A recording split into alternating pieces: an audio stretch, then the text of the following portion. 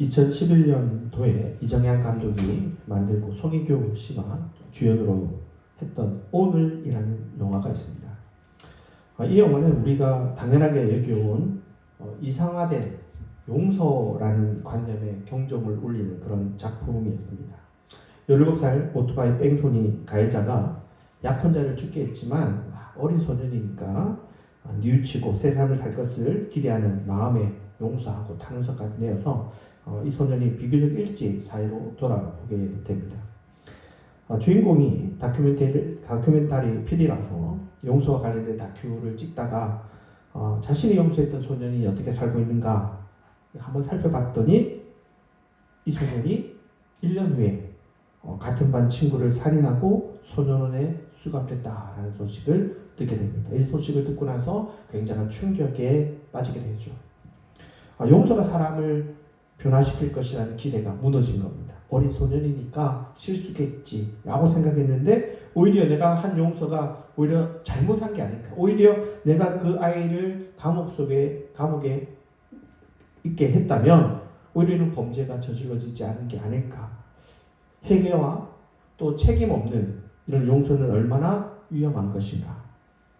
그리고선 왜 나에게 용서하지 않을 자유가 있다는 걸 사람들은 나에게 알려주지 않은 거냐. 우리가 보통 용서는 아름다운 것이고 또 용서란 것이 사회적으로 볼 때 굉장히 훌륭한 일이다 라고 생각하지만 피해자의 고통과 또 정의를 건너뛴 용서, 반성 없는 가해자에게 너무 쉽게 주어지는 용서, 또 사회가 또 종교가 피해를 받는 사람에게 용서를 강요하는 이러한 어떤 문제들에 대해서 비판적인 사고를 던져주었던 그런 영화였습니다. 이 영화의 감독이었던 이정현 감독이 용서도 죄가 될 수 있다 이런 얘기를 하면서 이 영화를 만들었다는 겁니다. 주인공이 이런 얘기를 해요. 용서해 준 게 죽도록 후회된다. 죽도록 후회된다. 이 말은 오늘날 우리가 용서에 대한 후한 평가를 좀 다시금 생각하게 만듭니다. 우리 용서하면 잘한 일이라고 생각을 하죠. 가해자를 용서한다는 거 이거 쉬운 일은 아니지만 특히 종교를 가진 사람, 특별히 기독교라는 신앙을 가진 사람들은 그거 당연히 해야지 이런 생각을 가지게 됩니다. 그래서 우리가 기도를 하면서도 용서가 안 되는 사람들이 있잖아요. 나한테 가해를 끼친 사람들에게 하나님 내가 용서할 수 있도록 해주세요. 이렇게 기도하면서 내 마음의 분노보다는 용서의 마음이 깃들고 정말 용서할 수 있도록 기도하는 그런 기도를 아마 여러분들도 종종 해 오셨을 겁니다. 또 한편으로 우리가 용서해 줬을 때 가해자도 자신의 잘못을 인정하고 진정으로 사과하고 변화가 있을 것을 기대하죠. 당연히 우리 그 기대를 하면서 기도를 합니다. 그러고 나서 가장 좋은 관계는 둘 사이의 관계가 회복되는 그런 가장 이상적인 것을 생각하죠. 기독교 신앙은 용서를 해야 되는 그것이 당연한 것이고 그 일을 하는 것이 기독교 신앙인으로서 해야 되는 그런 자세라고 생각도 합니다. 근데 이 영화가 보여주는 것처럼 이 용서라는 것이 현실에서 그렇게 말랑말랑한 게 아니라는 거죠. 근데 여러분 알고 계십니까? 성경에 나오는 그 용서라는 것이 우리가 아는 용서와 다르다는 거예요. 다르다는 거예요. 여러분 1세기에는요. 우리가 아는 용서의 개념이 없습니다. 우리 똑같은 용서라고 번역을 했는데 우리가 아는 용서의 개념이 없다는 겁니다. 그리스 로마의 고전학자인 데이비드 콘스탄이라는 학자가 17세기, 18세기 들어서야 오늘날 우리가 생각하는 용서의 개념이 있는 거지 그 이전에 우리가 용서라고 번역된 단어는 용서가 아니라는 거예요. 그러니까 우리 시대의 용서가 아니라는 거예요. 이 의견에 다수의 학자들이 동의합니다. 그러니까 우리가 생각하고 있는 용어들이 고대 사회와 시간적, 시대적 간극이 있다. 성경 시대에는 우리가 말하는 의미의 사람과 사람 사이의 감정적인 용서를 가리키는 단어가 존재하지 않았다는 겁니다. 그럼 성경에서 말하고 있는 용서라는 게 도대체 뭐냐? 한번 생각해 봐야 되겠죠. 왜 이렇게 번역을 해가지고 우리에게 용서를 해야 되는 어떻게 보면 종교적인 신앙을 갖고 있으면 해야 되는 것처럼 이렇게 만든 걸까요? 이 단어가 이렇게 번역될 수밖에 없는 그런 모습이 있기 때문에 한 거기도 하지만 우리가 여기에서 좀 세밀하게 좀 살펴볼 그런 부분이 있기 때문에 우리가 이 용서라는 의미에 대해서 한 번 더 좀 더 생각해 보고자 합니다. 신약학자 중에 김선영 교수님이라고 굉장히 똑똑하신 그런 교수님이 계십니다. 이분이 최근에 어떤 신학의 용어들에 관련해서 책을 쓰시기도 했는데요. 이 용서라는 단어를 고대 그리스 로마의 문헌들을 다 살펴봤는데 이분도 뭐라고 얘기하냐면 참회의 감정을 용서라는 단어에는 없다는 거예요. 오히려 감정적 해소보다는 사회적 관계의 복구에 관심이 있는 용어다라고 얘기를 합니다.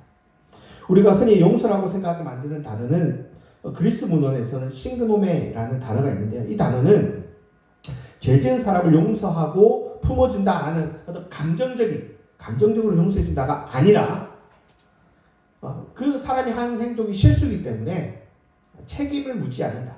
그러니까 어떤 인지적인 어떤 판단의 표현인 거예요.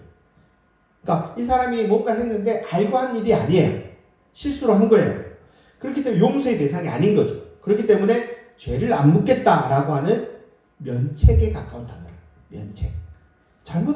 잘못을 했는데 알고 한 게 아니니까 죄가 없다. 면책해준다. 요 단어라는 거예요. 그러니까 실수를 저지른 것이기 때문에 책임을 묻지 않는다. 면제시킨다라는 단어고 그렇기 때문에 여기에는 자비의 감정이 없는 거예요. 그런데 이제 이 싱그노메라는 단어는 신약 성경에서 딱 한 번 쓰여져 있고요. 그리고 우리가 쓰고 있는 그 용서와 관련해서도 이 표현이 이렇게 쓰여지고도 있지 않기 때문에 오늘 우리가 다룰 어떤 단어는 아닙니다. 싱그노메는 아닙니다. 그러면 우리가 성경에서 용서라고 번역된 용어들이 뭐가 있냐면 아피시스와 아피에미라는 두 단어입니다. 하나는 명사고, 아피시스는 명사고, 아피에미는 그냥 동사입니다. 같은 단어라 생각하시면 됩니다. 기본적인 이 단어는요, 면책이나 탕감을 가진 단어입니다. 아까 싱그노메하고 비슷한데요. 그러니까 죄가 있을 때는 사면한다라는 의미고요. 그리고 빚이 있을 때는 탕감해준다라는 게 이 단어가 갖고 있는 기본 의미입니다. 누가복음 23장 제가 13장 34절에 보시면 예수께서 이렇게 얘기를 하죠. 아버지 저들의 죄를 사하여 주옵소서. 저들이 자기들이 하는 것을 알지 못합니다. 여기서 지금 자기들을 십자가에 못 박은 사람들에 대해서 이렇게 얘기합니다. 이 사람들은 예수님을 조롱하고 정죄한 사람들이죠. 근데 예수님께서 이들을 향해서 사해달라고, 이 단어가 우리가 용서해달라고 하는 그 단어인데 이 단어가 아피엠입니다. 사면해달라는 겁니다. 그러니까 앞서 말한 것처럼 마음으로 용서해달라는 감정적인 의미가 아니라 죄를 묻지 말아달라는, 사면해달라는 그런 얘기인 거예요. 분명히 죄를 지었죠. 분명히 처벌을 받아야 되는데 예수님께서 이들이 싱그노메처럼 알지 못하고 지은 거다. 그러면서 벌을 내리지 마라. 사면해달라. 라고 이 단어도 사용되고 있습니다. 그러면 우리가 아는 사람을 용서해라. 사람이 사람에게 베푸는 용서라고 생각되는 구절을 좀 살펴보면서 우리가 좀 어떻게 봐야 될까를 한번 생각해 볼 필요가 있는 겁니다. 첫 번째는 마태복음에 나오는 구절입니다. 마태복음 18장 21절, 22절을 보시면 이런 구절이 있습니다. 주여 형제가 내게 죄를 범하면 몇 번이나 용서하여 주리까? 이 얘기를 하죠. 여기서 용서하다라는 단어가 아피에미라는 성경에 쓰여져 있는 그 용서라는 단어입니다. 질문 자체가 내 형제가 나에게 죄를 지었을 때 그러면 나는 그를 용서해줘야 됩니까? 라는 우리가 아는 그 사랑과 사랑과 용서라는 그 형태의 이야기가 주고받는 겁니다. 이 말 속에도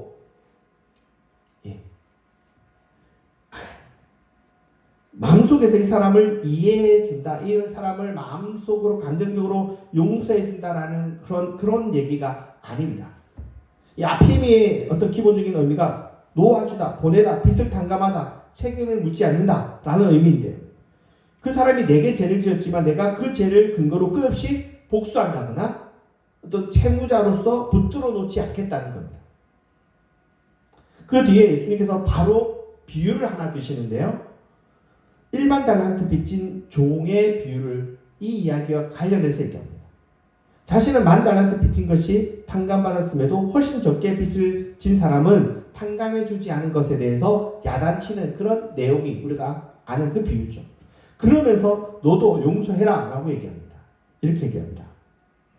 너희가 각각 마음으로부터 형제를 용서하지 아니하면 나의 하늘아버지도 너희에게 이와 같이 하시리라. 이 구절을 보면요, 그냥 우리의 용서 같은 개념으로 보여요.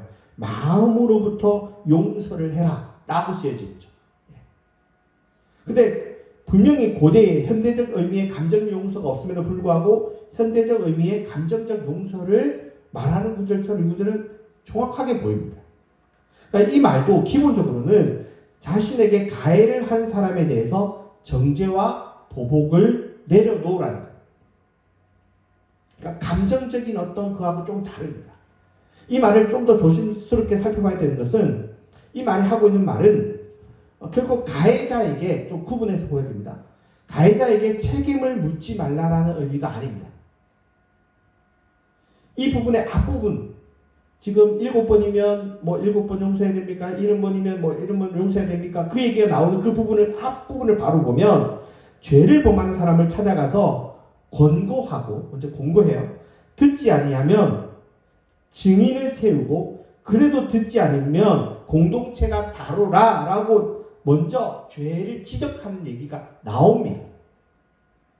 그리고 나서 용서 얘기가 나오는 거예요. 지금 이 표현들 자체를 보면 현대적 의미의 용서 같은 의미가 분명히 있죠. 그러나 이 말이 가리키고 있고 목표하는 바가 뭐냐면 가해자에 대해서 내 마음속에서 해방해라는 거예요. 예수님이 용서를 빚 탕감의 이미지로 설명하는 것 그대로 살펴 들어가 보면요, 사람이 내게 죄를 지으면 그 사람은 나에게 일종의 빚을 진 사람이 됩니다. 내게 상처를 주거나 손해를 끼치거나 관계를 깨뜨렸기 때문에, 그래서 피해자는 이런 생각을 하겠죠. 너는 나에게 뭔가 빚졌다. 뭔가 나는 너에게 반드시 갚아야 된다. 나는 너를 가만히 안 두겠다. 그런데 예수님이 말하는 그 용서는 그 사람의 죄를 없던 일로 하라거나 이런 게 아닙니다. 또 죄 때문에 생긴 어떤 채무 관계를 내가 끝없이 붙들고 있으면 그거 하지 말라는 거예요. 오히려 가해자가 그러니까 가해자가 죄 없다 하라는 것이 아니라 내 보복에 집착해서 풀어주라는 거예요. 그러니까 보복의 충동과 싸우라는 거예요. 그러니까 보복하지 말라는 거예요. 이 얘기가 하고 있는 어떤 기본적인 의도는 뭐냐면 보복하지 말라는 거예요. 이게 당대 의미에 가깝습니다. 상대가 나에게 뭔가 잘못했으니까 내가 뭔가 처벌해야지, 응징해야지, 그 태도를 내려놓으라는 거예요. 이 부분에서 앞부분과 읽어서 정확하게 좀 살펴보면 죄 지은 것을 덮으라는 얘기가 아닙니다. 우린 종종 용서라는 게 죄를 덮으라고 생각을 해요. 근데 이 문맥을 여러분 그냥 현대적 감각 그런 거 다 생각하지 말고 그냥 읽어보십시오. 문맥 자체를 읽어보십시오. 죄는 덮으라는 게 아니에요. 죄는 다루는 거예요. 분명히 지적해야 됩니다. 꾸짖어야 됩니다. 그런데 보복의 방식으로 다루지 말라는 거예요. 우리 생각에 용서라는 건 뭐예요? 무작정 용서해라고 생각을 하잖아요. 그죠? 그러니까 죄도 그냥 없는 것처럼 덮어버려라 이렇게 생각하죠. 그리고 감정적으로나 법적인 어떤 용서를 그렇게 생각하는데 그 말이 아니라는 겁니다. 여러분 죄는요, 죄로 다룹니다. 제가 오늘 아침에 또 다른 책을 좀 봤었는데요. 그 책에서도 니제이 구타라는 학자도 똑같은 얘기를 하더라고요.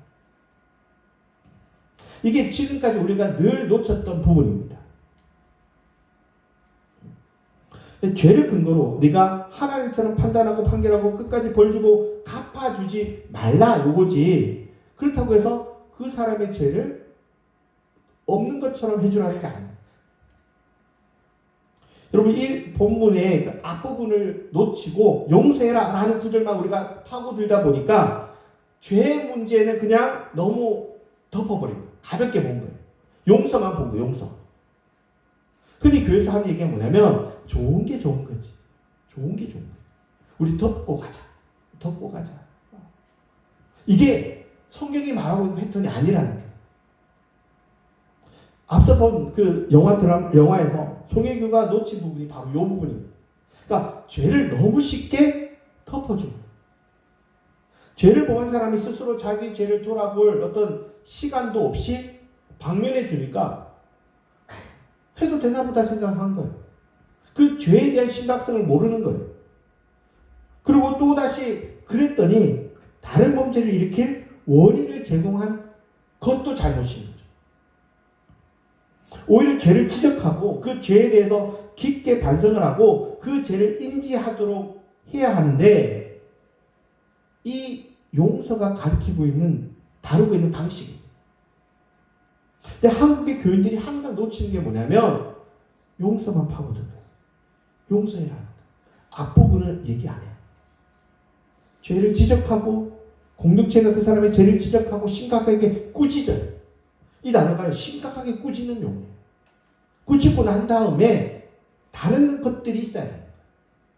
누가복음 17장 3절을 4절을 보시면 이런 얘기가 나옵니다. 만일 내 형제가 죄를 범하거든 경고하고 회개하거든 용서하라. 보세요. 이 패턴입니다. 항상 이 패턴입니다. 성경이 죄를 어떻게 다루는지, 용서를 어떻게 다루는지의 패턴 한번 여러분 꼼꼼히 한번 살펴보십시오. 그냥 용서가 나왔으니까 용서해야지가 아닙니다. 책임 추궁 없는 덮음이 아니라는 겁니다. 죄를 범하거든 뭐라고요? 경고하라. 이 경고하라는 단어가 책망하라는 단어인데요. 이게 이 에피티마오라는 단어는요, 예수님께서 굉장히 꾸짖을 때, 강하게 꾸짖을 때, 질책할 때 쓰는 표현입니다. 강하게 경고하는 거예요. 이 단어가 어떤 행동을 막기 위해서 경고하는 거예요? 여러분 계속 두면 어떻게 될까요? 범죄자를 더 큰 일을, 더 나쁜 일을 범할 수 있으니까 그걸 막기 위해서 경고하는 거예요. 그리고 그것에 대한 잘못을 깊이 느끼도록 알게 해주는 거예요. 그래서 두 번 다시 이런 재범을 일으키지 않도록 꾸짖고 질책하는 거예요. 그래서 내가 한 범죄가 얼마나 잘못된가를 알아야 돼요. 예수님께서 귀신이나 바람을 꾸짖어서 할 때 이 단어가 그 표현입니다. 그러니까 죄에 대해서 그냥 넘어가고 용서해라, 이게 아니라는 거예요. 우리가 늘 그렇게 사용했는데 그게 아니라는 거예요. 그 다음에 또 하나 패턴이 또 하나 더 있습니다. 두 번째는 회개하는 겁니다. 꾸짖은 다음에 회개가 나야 돼요. 여러분 회개라고 할 때 절대 회심으로 이해하면 안 됩니다. 대부분의 한국 교회 성도님들이 회개를 회심이라고 생각합니다. 회개는 회심이 아닙니다. 뭔가 그 잘못에 대한 태도의 변화가 분명히 일어나고 작정하고 행동하는 어떤 모습이 드러나야 회개입니다. 그래서 누가 봐도 이제는 이 사람 이제는 두 번 다시 그런 행동을 안 하겠다라고 판단되는 것이 회개입니다. 우리가 이 두 단계를 모두 다 놓아버리고 용서를 해버렸기 때문에 오늘날 용서가 남용되고 있었던 겁니다. 그 다음에서야 용서가 나옵니다. 이 용서는 이 지점에 와서 사면의 의미가 있습니다. 죄 하나로 그 사람을 규정하지 않는 관계적 사면의 의미도 있고요. 또 한편에는 내가 그 사람에 대한 어떤 분노가 그래도 남아있잖아요. 고대 사회에 억울하게 당한 일들이 얼마나 많습니까? 그때 어떤 그 문제에 집착해서 나도 다시 폭력을 가할 수 있는 그런 것들에 대한 집착을 내려놓는 겁니다. 이것에 있어서 용서란 그 정죄의 태도를 내려놓는 것에 더 가깝습니다. 이것을 순서대로 얘기하면 먼저 죄에 대해서 강하게 책망해야 됩니다. 그리고 그 죄에 대해서 죄인이 깊이 인식해야 됩니다. 두 번째는 회개가 있는지를 살펴야 됩니다. 확실한 태도의 변화, 이전과 다른 태도의 모습, 이게 보일 때 회개가 있는 겁니다. 절대 말로만 하는 용서를 비는 것이거나 마음으로 보여지는 한때의 회심과는 다르다는 겁니다. 회개는요, 항상 시간이 필요하고요, 검증이 필요하고요, 오랜 시간 살펴보면서 판단되는 거지 일시적 감정이 아닙니다. 이렇게 되면 그 사람의 태도가 분명히 나았을 때 세 번째 용서가 나옵니다. 그 죄를 근거로 계속해서 정죄하지 않는 거예요. 계속해서 꼬리표를 달지 않는 거예요. 저놈 저거 그런 놈이야 라고 계속해서 손가락질하지 않는 거예요. 그게 용서입니다. 그러니까 죄를 범해도 일사천리로 용서하는 것은 그 성경이 말하는 용서가 아닙니다. 그 패턴이 전혀 없습니다. 7번씩 70번씩 얘기하는 그 패턴에도 그 얘기가 없습니다. 여러분 그렇게 하면요 죄를 더 키웁니다. 아까 그 영화에서 보여준 것처럼 그 소년이 쉽게 풀려나고 나서 동급생을 살인한 것처럼 더 큰 범죄를 키우게 됩니다. 그게 용서가 아니라는 거예요. 제대로 된 용서가 아니라는 겁니다. 에베소서 5장 4장 32절을 보면 또 이런 구절도 있습니다. 서로 친절하게 하며 불쌍히 여기며 서로 용서하기를 하나님이 그리스도 안에서 너희를 용서하신 같이 하라. 여기서 말하는 용서는 좀 더 다른 용서입니다. 보통 복음서에서 쓰여지는 단어는 이 아피엠이라는 어떤 사면한다 이런 의미가 좀 있다면 이 단어는요 바울이 즐겨 쓰는 용어입니다. 바울은요 용서하다는 말을 좀 다른 단어로 씁니다. 무슨 단어를 쓰냐? 카리조마이라는 단어를 씁니다. 이 단어는 카리스라는 선물이라는 은혜라는 단어에서 나옵니다. 그러니까 바울은요 용서하다는 아페임이라는 용어를 별로 그렇게 즐겨 쓰지 않고 바울이 정말 좋아하는 단어가 있습니다. 그게 은혜입니다. 은혜. 그럼 제가 다음에 은혜를 좀 더 얘기해 보려고 합니다. 이 은혜라는 단어에서 나오는 카리스라는 단어에서 나온 단어를 즐겨 씁니다. 이 말을 좀 여러분 깊이 알면요. 은혜도 우리가 너무 이 단어에 대해서 좀 잘못 알고 있는 부분이 많아서 제가 이 단어는 최소한 한 5번은 설명해야 된다 라고 생각합니다. 그 정도 좀 가볍지 않은 단어입니다.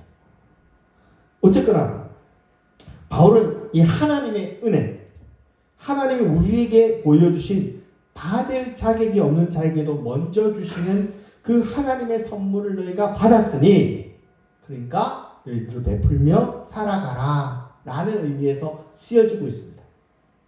그러니까 단순히 네 감정을 정리해라 라가 아니라 네가 정말 너 감당할 수 없는 그 은혜를 받았잖아. 그 은혜를 베풀어라 라는 그런 의미가 좀 더 큽니다.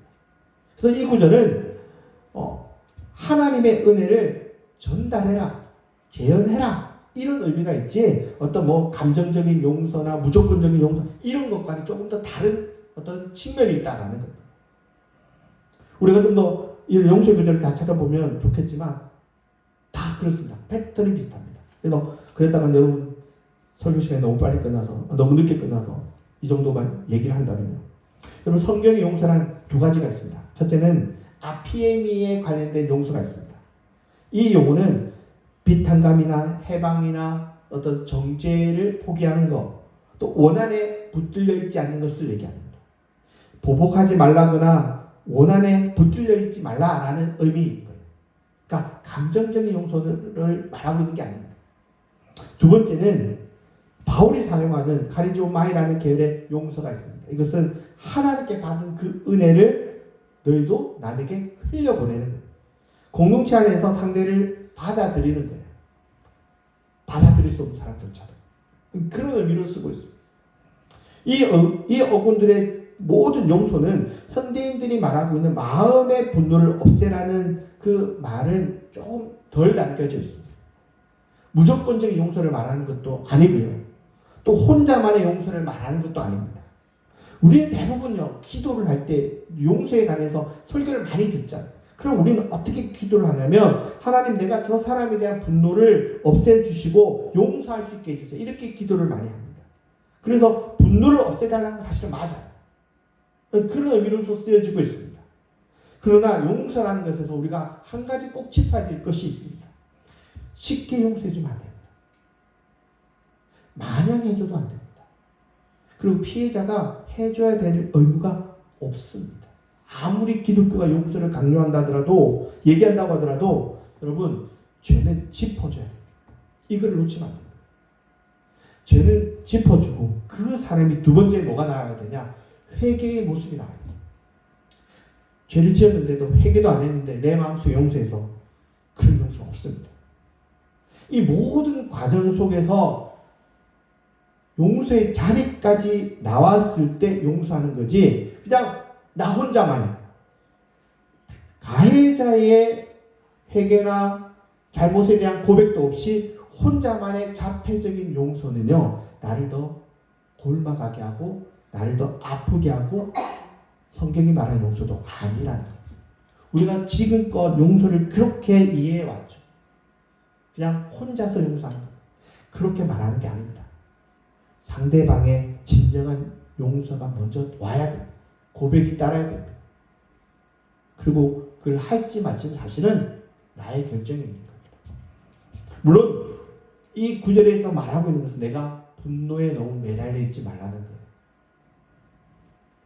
그건 우리가 정말 피해야 하고, 또 하나님께서 하나님께 도움을 청해서 내가 분노에서 벗어날 수 있도록 기도해야 돼요.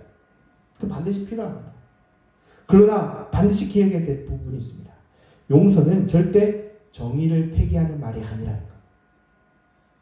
가해자의 책임을 회피시키는 값싼 면죄부는 여러분 사랑의 자세가 아닙니다. 기독교의 자세도 아닙니다. 오히려 죄를 인정하게 하고 그 죄에 대한 책임을 분명히 지고요.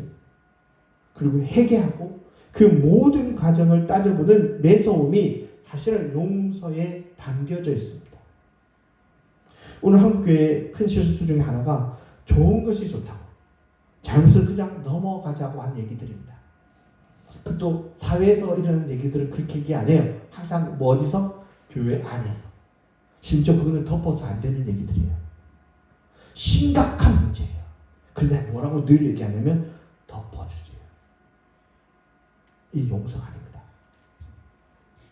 죄인을 더 큰 죄인으로 만드는, 흔히 이런 얘기하죠. 바늘 도둑을 뭐라고요? 소도둑으로 만들어요. 여러분, 정의는요 반드시 실현돼야 돼요. 제가 오늘 아침에 읽은 또 다른 책도요 전혀 다른 학자예요. 그런데도 구약이나 신약이나 똑같아요.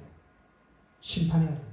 심판에 용서하는데 하나님이 심판을 놓지도 않는데 정의를 실현하는 겁니다. 그리고 용서는 하나님의 은혜에서 나옵니다. 그 은혜가 세상을 또 바꾸는 겁니다. 여러분 혹시나 아프십니까? 하나님의 은혜가 우리를 위로하기를 원합니다. 그리고 은혜가 세상을 좀 더 바꿀 힘이 있어서 그 은혜에서 나와서 세상을 좀 더 낫게 하기를 또 기대해야 됩니다. 그러나 값싼 용서가 아니라 무거운 용서. 제가 사실은 그 보네퍼가 이렇게 쓴 건 아닌데 보네퍼식으로 표현을 한다면 이런 겁니다. 값싼 은혜가 아니라 값비싼 은혜입니다. 죄를 없던 일로 만드는 용서가 아니라 죄를 뒤집고 죄인이 바뀌는 새로운 사람으로 나아갈 때 필요한 용서입니다. 또 성경의 용서는 여러분 절대 값싼 용서가 아닙니다. 값비싼 용서라는 거. 진정으로 변화의 자리까지 내몰고 가는, 그 자리까지 끌고 가는 진정한 변화를 일으키는 그 용서라는 거. 이 진짜 용서를 잊지 마시기를 바라겠습니다. 기도하시겠습니다.